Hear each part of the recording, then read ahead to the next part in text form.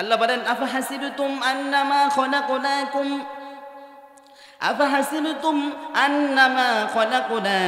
আবাসাও আন্নাকুম ইলাইনা লা তুরজাউন। আল্লাহ বলেন আমি কি তোমাদেরকে অনর্থক সৃষ্টি করেছি? না, আমি আল্লাহ তোমাদেরকে অনর্থক সৃষ্টি করি নাই। তোমাদেরকে সৃষ্টি করেছি ইবাদতের জন্য।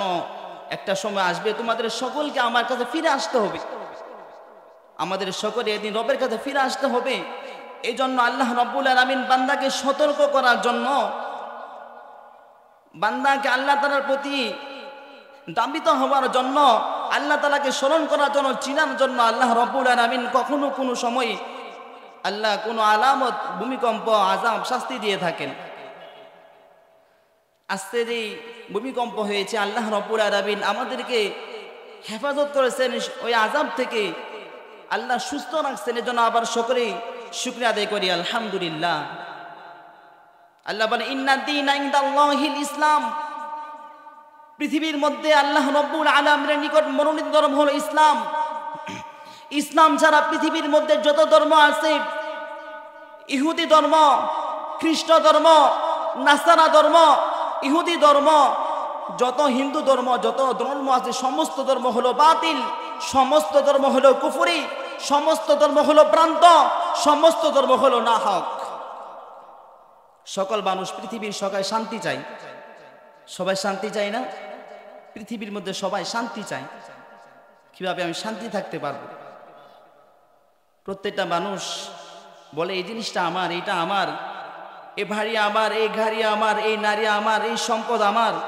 কিন্তু আল্লাহর রাসূল সাল্লাল্লাহু আলাইহি ওয়াসাল্লাম বলেছেন তিনটা জিনিস ব্যতীত সমস্ত সব জিনিস অন্য কারো।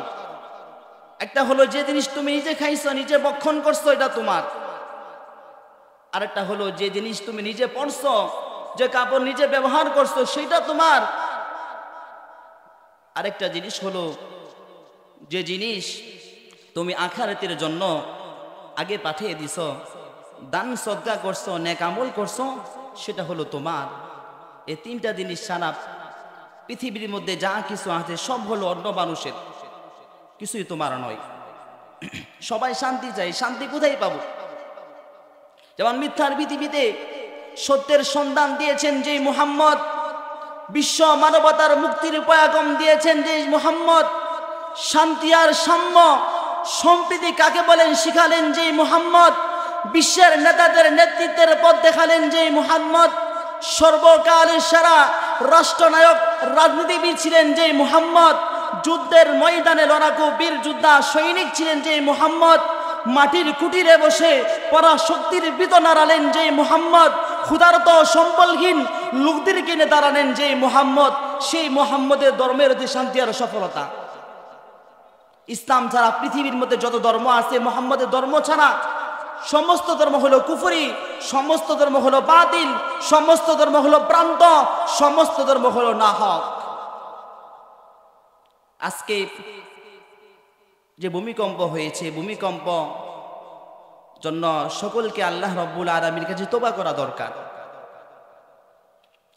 সকলে কথা মনে করব আমার গুনাহের কারণে, আমার অপরাধের কারণে, আমার জুলুমের কারণে, আমার কমতির কারণে আল্লাহ রাব্বুল আলামিন পুরা বিশ্বের মধ্যে ভূমিকম্প দিয়েছেন। সকলে তওবা করা যায়, আল্লাহ জীবনে যত গুনাহ করছি আল্লাহ তুমি মাফ করে দাও। সকলে তওবা করা।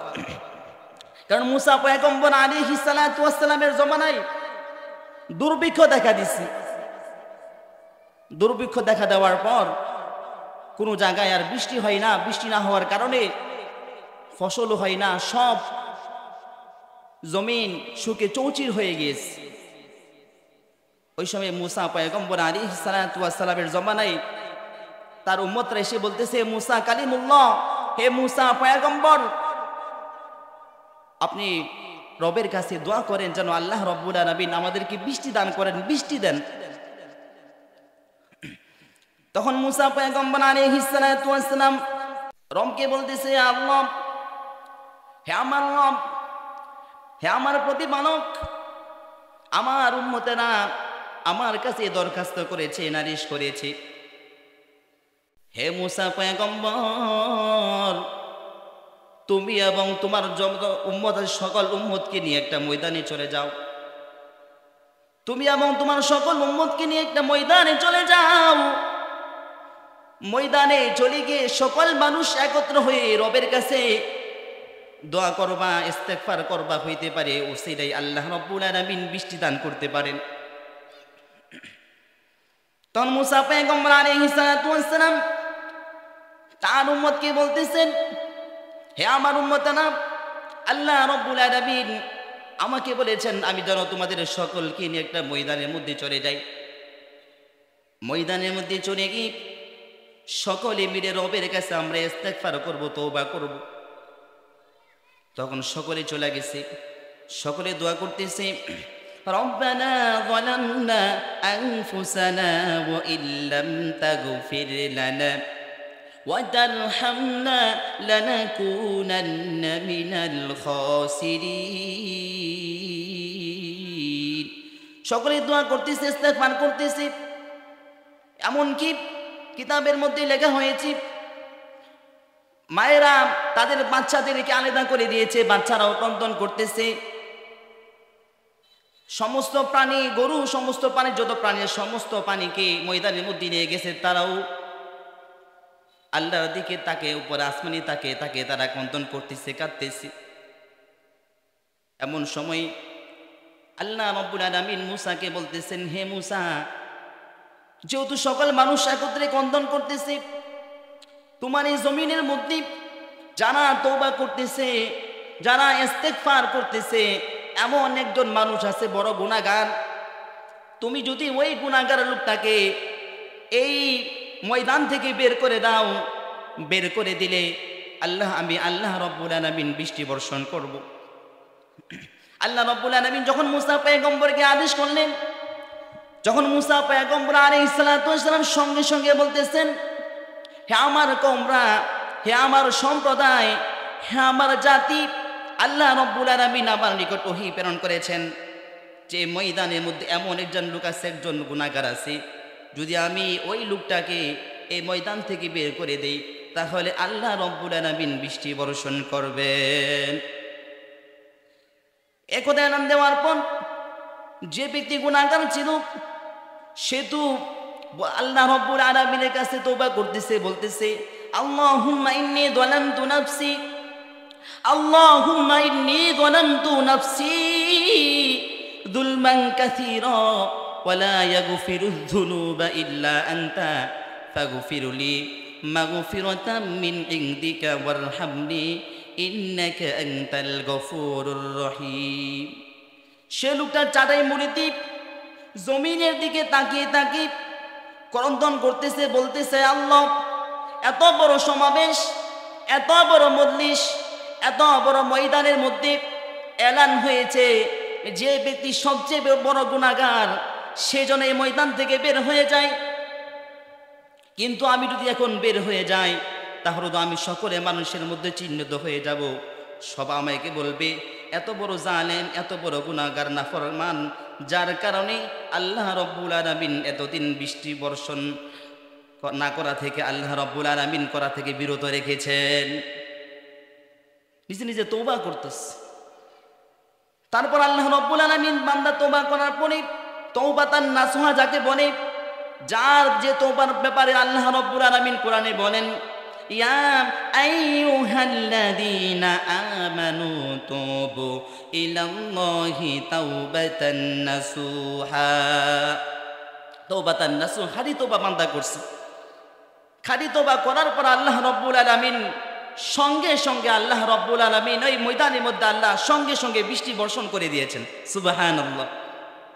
তখন মুসা পয়গম্বর বলতেছেন, হে আল্লাহ, আমি তো তোমার কারিশমা কিছুই বুঝতে পারলাম না। আপনি বলেছেন এই ময়দানের মধ্যে সবচেয়ে যে বড় গুনাহগার তাকে যেন আমি বের করে দেই, কিন্তু আমি তাকে বের করি নাই। না বের করার কারণেও এখন আমি তাকে বের করি নাই। আপনি তো বৃষ্টি বর্ষণ করে দিয়েছেন, এর কারণ কি? আপনি তো সমস্ত জাতির সামনে, আমার কওমের সামনে, আমার সমস্ত উম্মতের সামনে আপনি আমাকে লাঞ্ছিত করেছেন, অপমানিত করেছেন। একথা বলার পর আল্লাহ রাব্বুল আলামিন বলেন, হে মূসা কালিমুল্লাহ, হে মূসা পয়গম্বর, তুমি শুনে রাখো, যার কারণে আমি আল্লাহ রাব্বুল আলামিন এতদিন বৃষ্টি বর্ষণ করা থেকে বিরত করেছিলাম, তার কারণে আমি আল্লাহ রাব্বুল আলামিন আজকে বৃষ্টি দিয়েছি। সুবহানাল্লাহ। তওবাতান নাসুহা, সে খাঁটি তওবা করছে। এই খাঁটি তওবা করার কারণে আল্লাহ রাব্বুল আলামিন তার তওবাও কবুল করছেন। জন্য আমাদের উচিত তওবা করা। কারণ এই পৃথিবীর মধ্যে আজকে যে পরিমাণ বড় ভূমিকম্প হয়েছে, আবার মনে হয় এত বড় ভূমিকম্প আর হয়েছে অনেক, আমরা তো মনে করছি সাধারণ, আমাদের কিছু হয় নাই, অন্য অন্য জায়গায় অনেক ক্ষতি হয়ে গেছে, অনেক ক্ষতি হয়ে গেছে, কি আহত হয়েছে, কি নিহত হয়েছে, কিন্তু আল্লাহ আমাদের হেফাজত করছেন।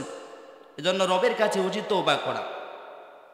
আমরা যখন রাতের বেলা ঘুমাই, যখন মুমিন বান্দা, আল্লাহ বলেন ইন্না দীনা ইনদাল্লাহিল ইসলাম, রবের কাছে পৃথিবীর মধ্যে একমাত্র ইসলাম ধর্ম হলো আল্লাহ রাব্বুল আলামিনের নিকট মনোনীত ধর্ম। মুমিন বান্দা রাতে ঘুমাইলে সে গুমরাও আল্লাহ রাব্বুল আলামিন ইবাদতের মধ্যে কবুল করেন, গণ্য করেন। মানুষ যখন রাতে ঘুমাইলে শয়তান তাকে তিনটা বাঁধ দেয়। কয়টা বাদ দেয়? তিনটা বাদ দেয়। যেরকম মানুষ মারা যায়, মারা যাওয়ার পর তার কাফন পরানো হয়, গোসলের পরে কাফনের মধ্যে তিনটা বাঁধ দেওয়া হয় না? কাফনের মধ্যে তিনটা বাঁধ দেওয়া হয়। মাথার দিক থেকে একটা, কোমরের দিক থেকে একটা, পাওয়ার দিক থেকে তিনটা বাদ দেওয়া হয়। এরকমভাবে মানুষ যখন ঘুমায় রাতের বেলা, শয়তানটাকে পথভ্রষ্টের গুমরাহীন তিনটা বাদ দেয়। তখন তিনটা বাদ খুলবে কিভাবে? খুলবে এভাবে যে বান্দা যখন ঘুম থেকে উঠে ঘুমের দোয়া পড়ে, আলহামদুলিল্লাহিল্লাযী আহিয়ানা বা'দা মা আমাতানা ওয়া ইলাইহিন নুশুর, মানে যখন এই দোয়াটা ঘুম থেকে উঠার পর যখন বলে, বরাবর সঙ্গে সঙ্গে শয়তান যে তিনটা বাদ দেয়, একটা বাদ সঙ্গে সঙ্গে খোলা যায়।